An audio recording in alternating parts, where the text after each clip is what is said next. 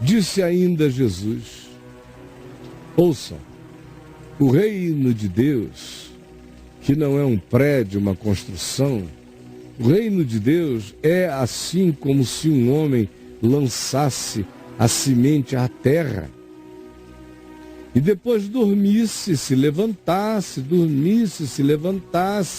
de dia e de noite. E enquanto isso a semente germinasse, crescesse, até que um dia ele chega lá e leva um susto, não sabendo ele como, porque ele não contribuiu. Ele simplesmente lançou a semente. Mas ela carrega vida em si mesma.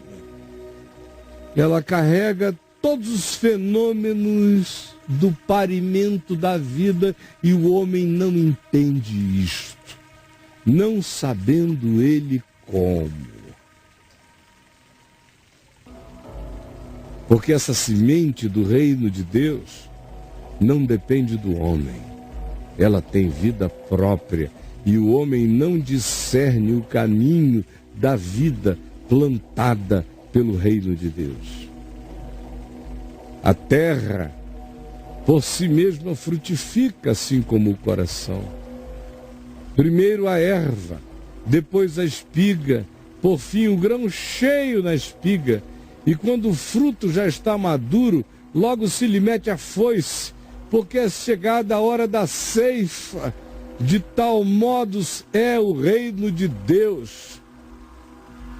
Não está aberto para averiguação humana. Ele carrega o poder da frutuosidade por si mesmo e completará o ciclo de todas as coisas até a ceifa final.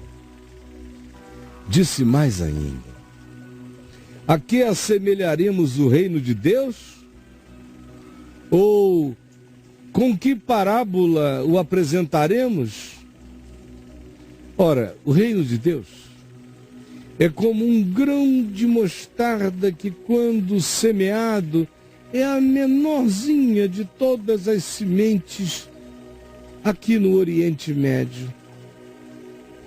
Mas, uma vez semeada, plantada na terra, cresce e se torna maior do que todas as hortaliças que a gente conhece à volta de nós.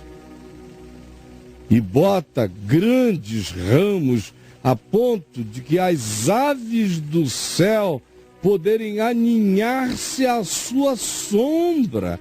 Assim é o reino discreto, mínimo.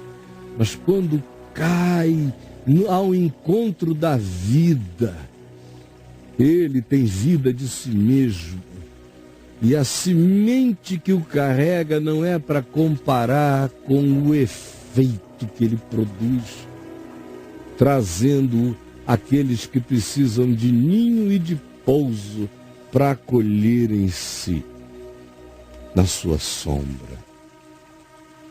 E com muitas parábolas semelhantes a estas, Jesus lhes expunha o Evangelho, conforme o permitia a capacidade dos ouvintes. Não era para que ninguém entendesse, era para que entendessem, pensassem, discernissem e fixassem. Por isso ele fala por parábolas, porque todo aquele que com bom coração ouvia as suas parábolas entendia conforme a sua capacidade de compreensão, e ninguém é julgado pela capacidade que não teve. Cada um é julgado pela capacidade que recebeu. Portanto, se diz, e com muitas parábolas semelhantes, Jesus lhes expunha o Evangelho conforme o permitia a capacidade de entendimento, de compreensão dos seus ouvintes.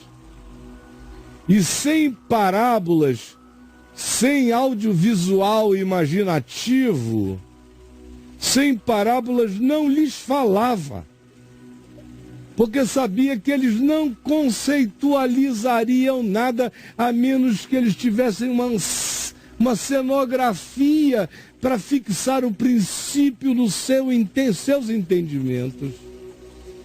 Assim, sem parábolas, não lhes falava.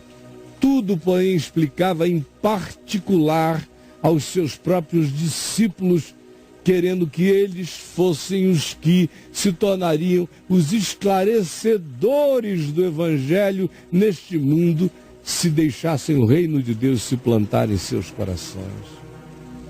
Ora, naquele dia, sendo já tarde, disse-lhe Jesus: passemos para outra margem do mar da Galileia. E com muitas parábolas semelhantes, lhes expunha o Evangelho, conforme o permitia a capacidade dos ouvintes. E sem parábolas nada lhes falava. Tudo, porém, explicava em particular aos seus próprios discípulos. Naquele dia, sendo já tarde, disse-lhe Jesus: passemos para outra margem. E eles, despedindo a multidão, o levaram assim como estavam no barco, e outros barcos o seguiam. Ora, levantou-se grande temporal de vento, e as ondas se arremessavam contra o barco, de modo que o mesmo já estava a encher-se de água. E Jesus estava na popa, dormindo sobre o travesseiro. Eles o despertaram e disseram: Mestre, não te importa que pereçamos? E Jesus, despertando, repreendeu o vento e disse ao mar: acalma-te, emudece. O vento se aquietou e fez-se grande bonança. Então lhes disse: por que sois assim tímidos? Como é que não tendes fé?